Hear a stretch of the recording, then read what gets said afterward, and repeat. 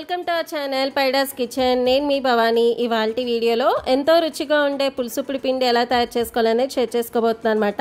ఇది వచ్చేసి మా ఫ్రెండ్స్ అండ్ ఫ్యామిలీ మెంబర్స్కి చాలా ఇష్టం అండి. అండ్ మన సబ్స్క్రైబర్స్ కూడా బాగా నచ్చుతుందని ఆశిస్తున్నానండి. ఇప్పుడు వీడియోలోకి వెళ్ళిపోదామా? ఇక్కడ చూపించిన విధంగా చింతపండుని తీసుకుని 1 గ్లాస్ వాటర్ వేసుకుని నానబెట్టుకుని ఉంచుకోవాలండి. ఇప్పుడు నెక్స్ట్ మనం ఉప్పుడు పిండి కోసం ఒక బౌల్ అనేది తీసుకుని 4 గ్లాసెస్ ఆఫ్ వాటర్ అనేది వేసుకోవాలండి. ఇక్కడ చూపించిన విధంగా ఈ ఉప్పుడు పిండి చాలా టేస్టీగా ఉంటుందండి. ఈ ఉప్పుడు పిండిలోకి మన ఆవకాయ వేసుకుని తిన్నా కూడా చాలా బాగుంటుంది అన్నమాట. పులుసు ఉప్పుడు పిండిలా చేసుకోకపోయినా నార్మల్ ఉప్పుడు పిండిలాగైనా చేసుకోవచ్చు అన్నమాట. ఇందులోనే మీ టేస్ట్ తగ్గట్టు సాల్ట్, చిటికెడు పసుపు, అలాగే 1 స్పూన్ ఆయిల్ అనేది వేసుకుని నీళ్లు మరిగాక 2 గ్లాసుల బియ్యం రవ్వ అనేది వేసుకుంటున్నామండి.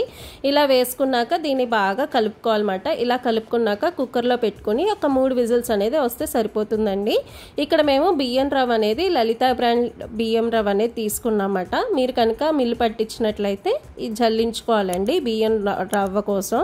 ఇప్పుడు ఇక్కడ కుక్కర్లో పెట్టేసాం కదండి. ఇప్పుడు దీన్ని కూడా పక్కన పెట్టుకుని మన నెక్స్ట్ ప్రాసెస్ ఏంటంటే పులుసుపుడి పిండి కోసం పులుసుని రెడీ చేసుకోవడం అండి. ఇదైతే చాలా సింపుల్గా అయిపోతుంది అన్నమాట. సో ఖచ్చితంగా ట్రై చేయండి. అండ్ ఈ పులుసుపుడి పిండి ఎక్కువ మేము జర్నీస్లో యూస్ చేస్తామండి. అంటే ఇవాళ కనుక మనం చేసినట్లయితే నెక్స్ట్ డే దాకా మనం ఇది తినొచ్చమాట. సో మనం ఒక రోజైనా బయట ఫుడ్ని అవాయిడ్ చేస్తాం కదండి. అందుకని మేము ఎక్కువ జర్నీస్లో క్యారీ చేస్తాము ఈ పులుసుపుడి పిండి.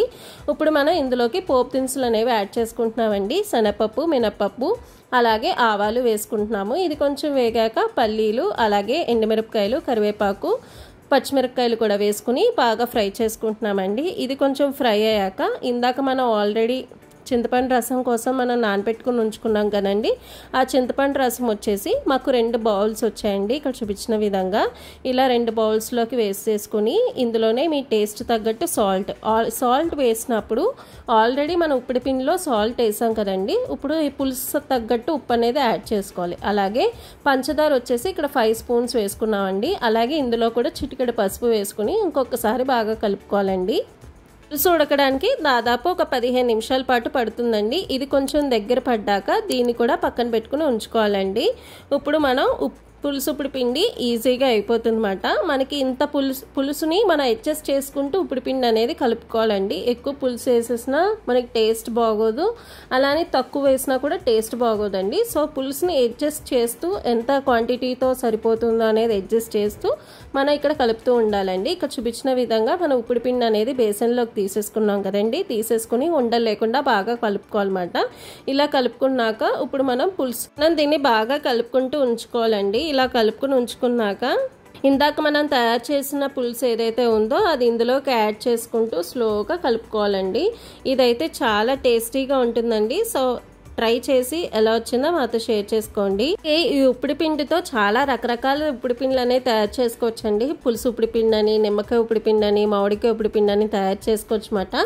అవి కూడా చాలా బాగుంటుందండి. సో ఒక ఉప్పుడు పిండి చేసుకుంటే ఎన్నో రకాలు చేసుకోవచ్చండి. టిఫిన్స్ అన్ని రకాలు అవుతాయి అన్నమాట. అలాగే ఈ ఉప్పుడు పిండిలో కొంచెం శనగపొడి, కారం వేసుకుని తిన్నా చాలా టేస్టీగా ఉంటుందండి. సో ఖచ్చితంగా ఇవన్నీ ట్రై చేయండి.